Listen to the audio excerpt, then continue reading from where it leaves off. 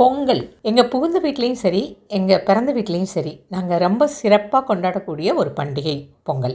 இந்த அவரும் நானும் தொகுப்பில் நான் இதை பற்றி நான் பேசியிருக்கேன். பொங்கல் எப்படி கொண்டாடுவோம்னு. என்னால் மறக்கவே முடியாதது என்னோடய டீனேஜ் வயசில் நான் கொண்டாடின கன்னி பொங்கல் அப்படின்னு சொல்லிட்டு வரட்டியெல்லாம் தட்டி நாங்கள் பொங்கல் வச்சு கொண்டாடுவோம். அதை என்னால் மறக்கவே முடியாது. நான் நார்மலாக கோலங்கள் எல்லாமே ரொம்ப நல்லா போடுவேன். என்ன சிக்கு கோலம்தான் அவ்வளோ வராது எனக்கு. ஆனால் எங்கள் பாட்டி சிக்கு கோலங்கள் தான் போட சொல்லுவாங்க. எங்கள் பாட்டிக்கு இந்த பூக்கோலங்களே பிடிக்காது. என்ன கோலம்னு போய் இதையெல்லாம் போய் போட்டுட்ருக்க அப்படின்னு சொல்லிட்டு திட்டுவாங்க. அவங்களுக்கு வழக்கமாக அந்த புள்ளி வச்சு போடக்கூடிய அந்த சிக்கு கோலம் இருக்கு இல்லையா, அதுதான் கோலம்னா அதுதான். இதெல்லாம் ஏதோ சின்ன பிள்ளைங்க கிறுக்கல் அப்படின்னு நினச்சிட்டு பாட்டி எதுக்கு இதெல்லாம் போடுற அப்படின்னு திட்டுவாங்க. பாட்டி எங்கள் பாட்டி படிக்காதவங்க தான். ஆனாலும் கூட இந்த சிக்கு கோலத்தை அப்படி போடுவாங்க.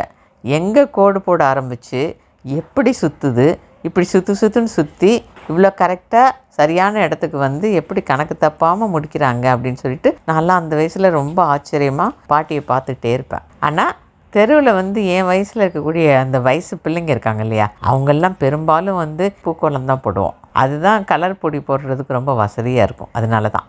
தவிர எனக்கு இந்த சிக்கு கோலம் அப்படிங்கிறது ரொம்ப பெருசாலாம் போட தெரியாது. சின்னதாக போடுவேன், பெருசாலாம் போட தெரியாது அப்படிங்கிறதும் கூட ஒரு உண்மை தான். அந்த பனி குளிர் அப்படி வாட்டிகிட்டு இருக்கக்கூடிய அந்த மார்கழி மாதம் அதிகாலையில் அந்த நேரத்தில் தலையிலையும் காதை சுற்றியும் நல்லா துணி கட்டிக்கிட்டு இப்படித்தான் நாங்கள் போகணும் அப்படின்னு சொல்லிட்டு பாட்டி சொல்லிகிட்டு இருப்பாங்க எப்போவுமே. ஆனால் அந்த வயசில் அதெல்லாம் காதுலையே விழாது. அதனால் நான் என்ன பண்ணுவேன்னா அப்படியே போய் பனியில் நனைஞ்சு கோலம் போட்டுக்கிட்டே அப்புறம் ஹச்சு முச்சுன்னு வீட்டில் தும்மிகிட்டே தெரிவேன் அந்த மாதம் முழுக்க. அப்போ இந்த குளிர் சீசன் அப்படிங்கிறதுனாலையும் அதே போல் ரொம்ப விடிகால நேரம் அப்படிங்கிறதுனாலையும் அந்த சீசனில் அப்படி கோலம் போட்டால் கோலம் அப்படி கலையாமல் அழகாக அப்படியே இருக்கும். அதே போல் நடுவில் வச்சுருக்க அந்த மஞ்சள் பூக்கள் பூசணி பூக்கும் சரி ரொம்ப நேரம் காஞ்சிடாமல் அப்படியே கலையாமல் அப்படியே இருக்கும். நாங்கள் பார்த்து ரசிச்சுக்கிட்டே இருப்போம். ஒவ்வொரு வீட்லேயும் எப்படி போட்டிருக்காங்க அப்படின்னு சொல்லிட்டு 10-11 மணிக்கு மேலே தான் அந்த பூக்களை சாணி உருண்டையோடு சேர்த்து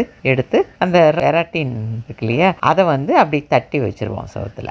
மார்கழி மாதம் முழுக்கவே இப்படி தினம் தட்டி வைக்கிற அந்த ராட்டியை அதை வச்சு எரித்து தான் பொங்கல் அன்னைக்கு பொங்கலே நாங்கள் செய்வோம். இந்த விஷயத்தை எல்லாம் ரொம்ப ஆசையாக நான் அப்படி ஒன்றொன்னையும் பார்த்து ரசித்து நான் செஞ்சிட்ருப்பேன். பொங்கல் முடிஞ்சோடனே அந்த காணும் பொங்கல் அன்னைக்கு எல்லாருமே சேர்ந்து கூட்டாஞ்சோறு பண்ணுவோம். பக்கத்து வீட்டு வித்யாவதி தான் முன்னால் இருந்து எல்லாத்தையுமே ரொம்ப ஆர்வமாக அதை செய்யும். வித்யாவதி ரொம்ப நல்ல பொண்ணு, ரொம்ப நல்லா பேசும். அது காலையில் தான் நானும் வித்யாவதியும் யார் கோலம் பெருசு, யார் வீட்டு வாசல் தெளிச்சிருக்கு, யார் வீட்டுக்கு போய் யார் தள்ளி வச்சிருக்கா அப்படின்லாம் நிறைய சண்டை போட்டுட்ருப்போம். ஆனால் மத்தியானம் வந்துச்சுன்னா போதும், அதே வித்யாவதி எங்கள் வீட்டில் இதெல்லாம் செஞ்சாங்கப்பா அப்படின்னு சொல்லிட்டு ஏதாவது பலகாரம் எடுத்துகிட்டு பிரியமாக வரும். அதே போல் நானும் அவங்க வீட்டுக்கு போவேன். அந்த வயசில் சண்டையும் பிரியமும் உடனுக்குடனே நடக்கும் இல்லையா, அதனால் அது பெருசுப்படுத்திக்காமல் நாங்கள் எப்போவுமே அதே போலயே தான் இருப்போம். இப்போ கூட போன வாரம் சொந்த ஊருக்கு போகிறப்போ பக்கத்து வீட்டு வித்யாவதியை பார்த்தேன். அவங்க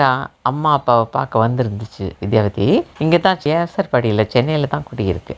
எப்படி இருக்க அப்படின்னு சொல்லிட்டு விசாரிச்சுட்டு ரொம்ப நேரமாக பேசிகிட்டே இருந்தோம். அந்த வாசலில் கோலம் போட எப்படியெல்லாம் போட்டி போட்டிருக்கோம் அப்படின்னு சொல்லிட்டு அப்படியே ஒவ்வொன்றையும் பார்த்து பேசி சிரிச்சுட்டே இருந்தோம். எங்கள் 2 பேர் வீட்டுக்கும் பொதுவாக இருக்கிறது ஒரு சுவர் தான். அதனால் வித்யாவதி எங்களோட தான் அதிகமாக விளையாடும், வேறு எந்த பிள்ளைங்களையும் விட. வித்யாவதிக்கு ஆனாலும் கூட ரொம்ப தைரியம். ஓடுற ஓட்டத்தில் என்ன பண்ணோம்னா எங்கள் வீட்டு கிணறு ஒரே தாண்டில் தாண்டிடும், கிணத்தையே தாண்டிடும். ஆமாம், அது சதுர கிணறு வேறு, 6-7 அடி ஒரு நீள அகலத்தில் அது இருக்கும். கிணறு வேறு பயங்கர ஆழம். இன்னும் கூட இந்த கிணறு இருக்குது. இப்போ நினச்சாலும் எனக்கு அப்படியே கொலையே நடுங்குது. கீழே மேலே விழுந்திருந்தா நிலைமை என்னவாயிருக்கும் அப்போது அப்படின்னு சொல்லிட்டு நினச்சே பார்க்கவே முடியல.